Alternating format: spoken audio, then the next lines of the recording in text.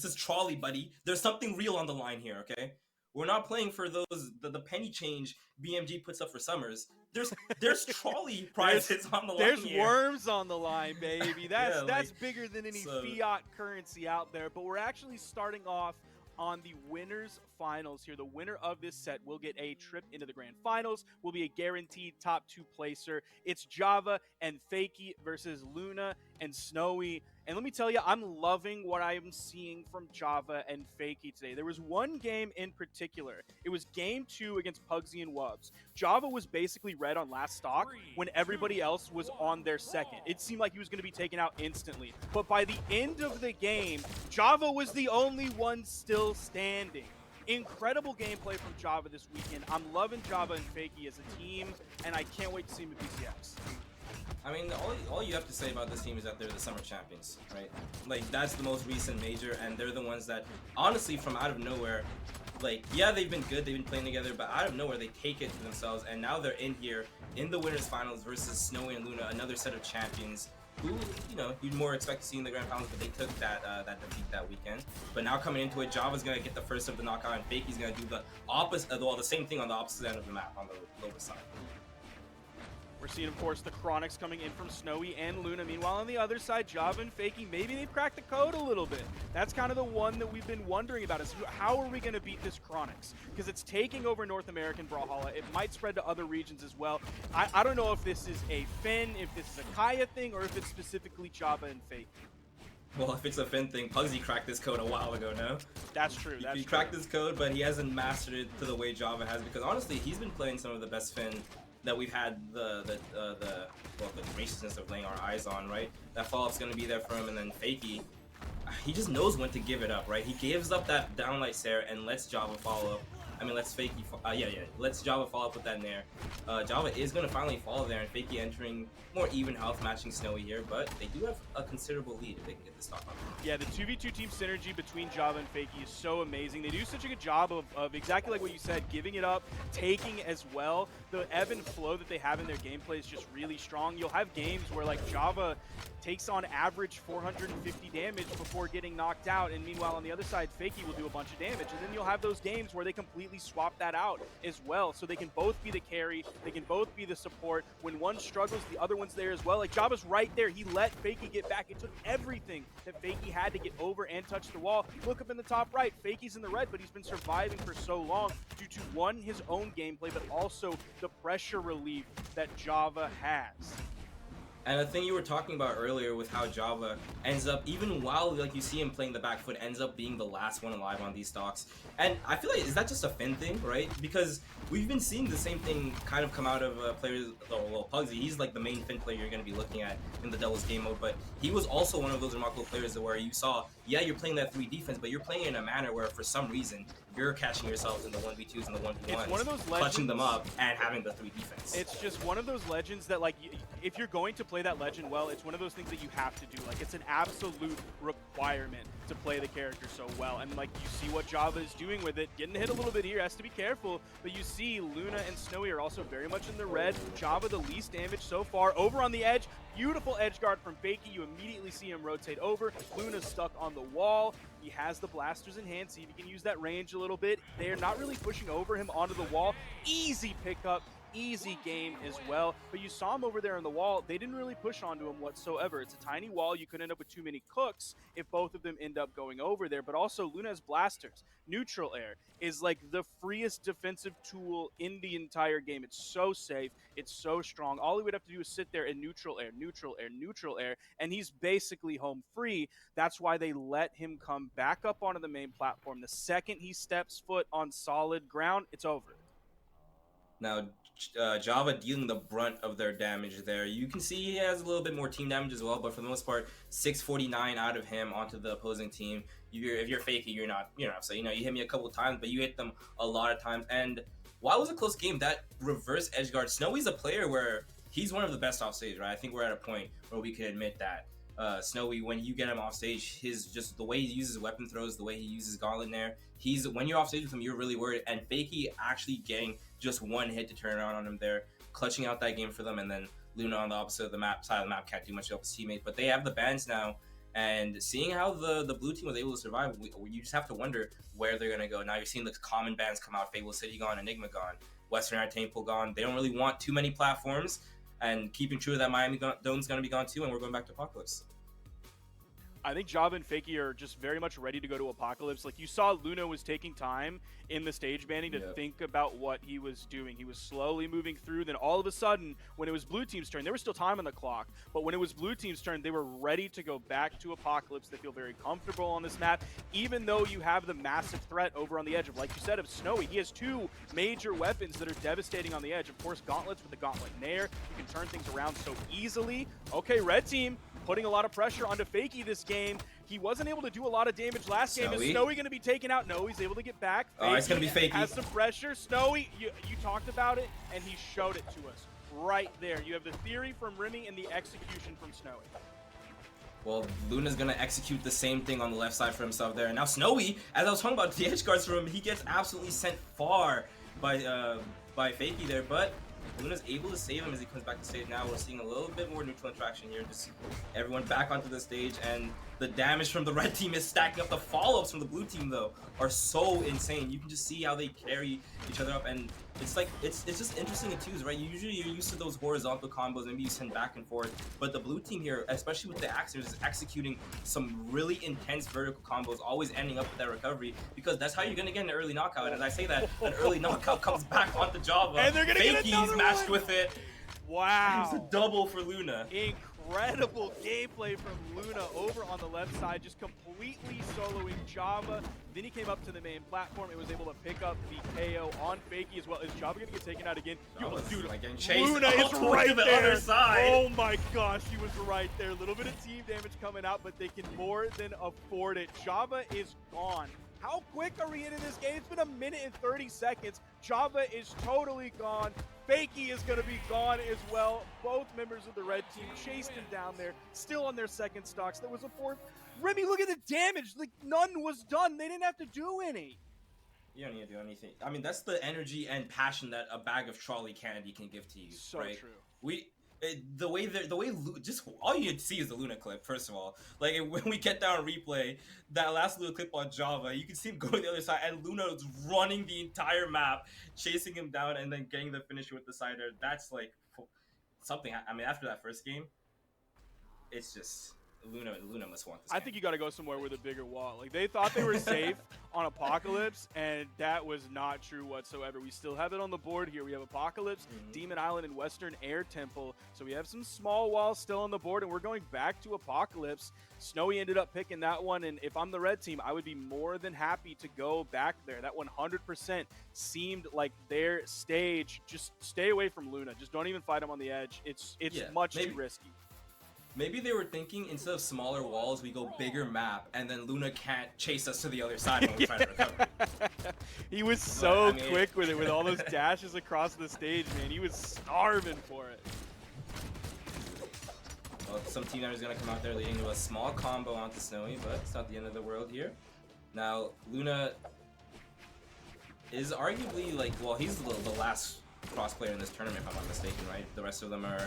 There's still some Blasters players. We have Cody in the lowest bracket waiting, but the real last big cross player is going to be in Luna here. He's doing a lot of damage so far. It's been nicely spread between both members on the blue team. Fakey was taking a lot of pressure early on. Great interruption from Java there. Nice turnaround. If they end up getting it's beautiful sidelight for the edge guard. It was fantastic. Kicking Luna under the stage. Now they're going to finish this one up. Nice axe there. Even with the dodge, can't even get close over to the wall. And this all of a sudden turned around very quickly, starting off with that bow ground pound for Fakey. Ooh. Oh, Snowy going deep for that ground pound. Now back to that last stock.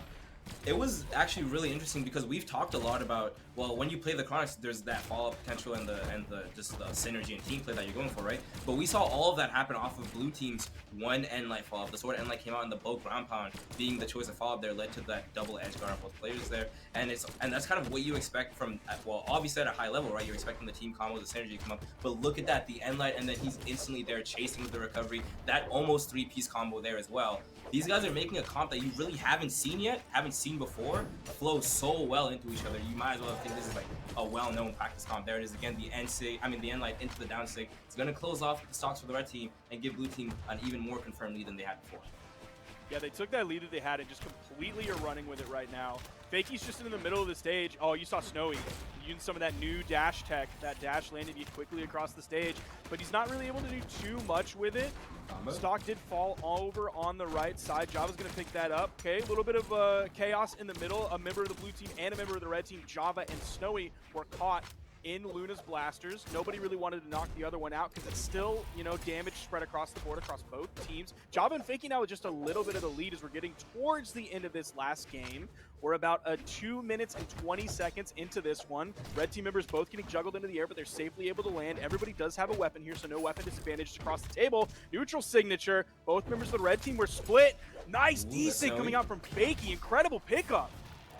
Such a perfect punish there, and the down is gonna come out again to close the stock off. And you saw Fakey take such an aggressive forward roll there, and I was about to say the damage is gonna verify it. Even though Java got the 4 knockouts there, and it's on the fin, the high force, the sig follow-ups, they're gonna get those knockouts.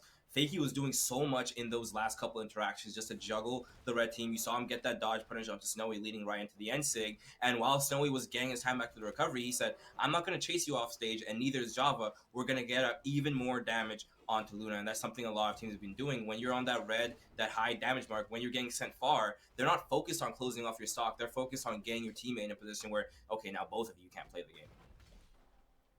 I'm really loving the spread that we're seeing from Java and Fakey today. I mean, we also saw it in the Summer Championship from this team as well. The fact that you'll have a game exactly like last game where like Fakey is doing most of the damage and Java is the one closing out the stocks. Then you'll have the other game that I talked about previously where like Fakey did insane damage. It looked like Java was going to be in trouble, but no, at the end, he was able to close it out. He had his clutch moment after maybe not doing the most damage throughout the game, even kind of losing his stocks a little bit early, but still in those final moments, he's able to pick up any slack whatsoever. So it's this beautiful give and take, this beautiful sharing of the responsibility. It's like they're hiking up a mountain, and of course it's difficult, and they're carrying a bunch of rocks. So you have these times where Java's like, give me the rocks. I'll take the rocks, put them in my pack. I know you're tired. And then you have the exact same on the other side where like now Fakey's the one saying, I know you're tired. Give me the rocks. I'll put the rocks in my backpack. You can take a rest on this one. I'm going to take over. So they're doing such a good job of sharing virtually every responsibility. They're both able to play virtually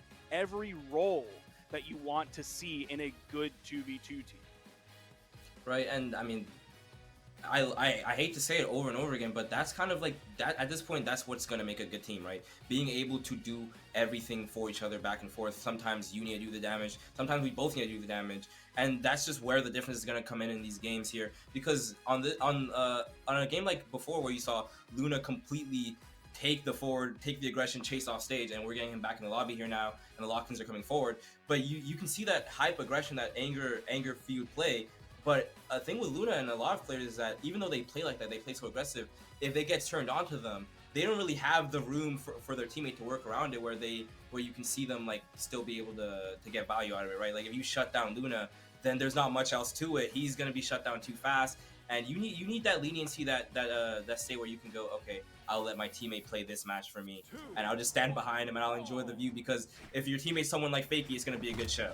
And that's what we saw like the 2 previous games where Snowy was having a little bit of trouble. Snowy kind of got bullied out of the games, and Luna wasn't really able to take the rocks and put them in his backpack. But Java and Fakey are able to do that. We're actually completely split in the early parts of this game, but no, you immediately see Java moving over to the left side to give relief to his teammate. Unfortunately, at least Fakey is still without a weapon here. He's able to grab that relatively quickly. Fakey's starting to take a lot of punishment this game, but that also happened in a previous game. It wasn't too long ago, and we saw the immediate turnaround once Fakey picked up the bow ground pound, and then by the time the game was over, Java and Fakey were the victorious ones. So if you start off a game with a lead, he charged that one up. Fakey's going to end up falling. That was, of course, a KO with all the high strength. Java almost picked up the side sig KO there. They weren't able to find the neutral signature on Snowy. They're hunting for these KOs. They were so close, but not quite.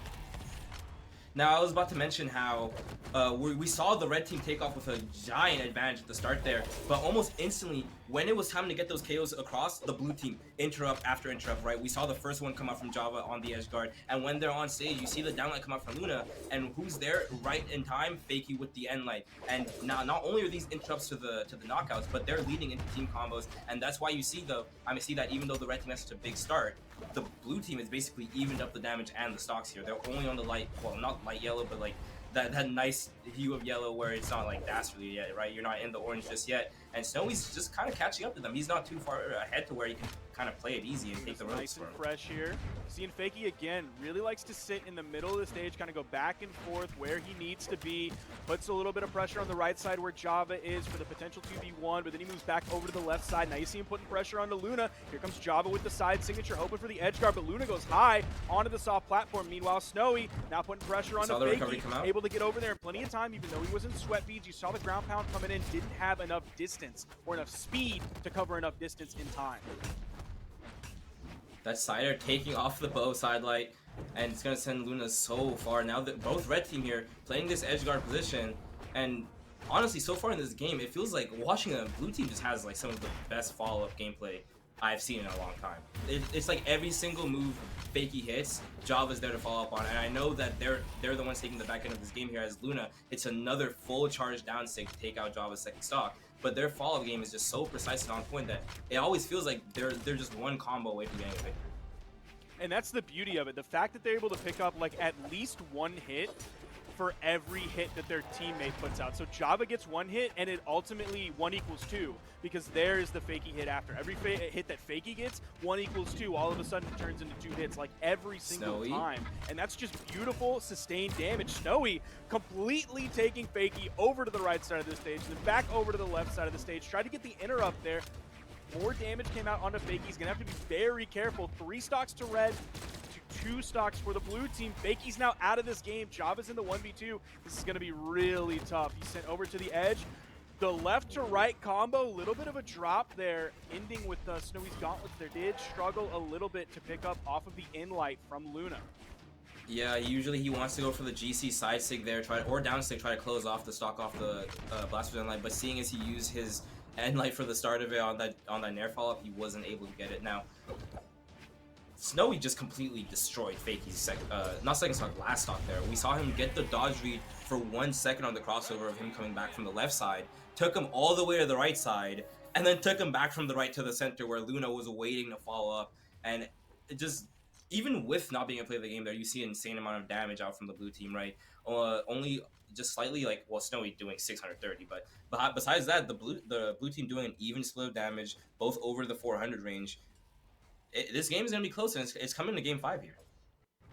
We're seeing Java start to ban out stages. We've kind of had the same thing every time. We've had Apocalypse, we've had Demon Island, and we've had Western Air Temple, and we've really just been going to Apocalypse. There is some time being taken right now by Luna and Snowy. They do have momentum on their side. So yeah, we're just going back to Apocalypse. I didn't know if maybe they were taking a little bit more time. We might be thinking about this one, but no, we're going back to Apocalypse. Snowy, of course, coming in on this Onyx. Luna, of course, with the loot crossover from Cross. The Chronix is still living strong. It does not want to give it up to Fakey and Java, despite what happened at the Summer Championship.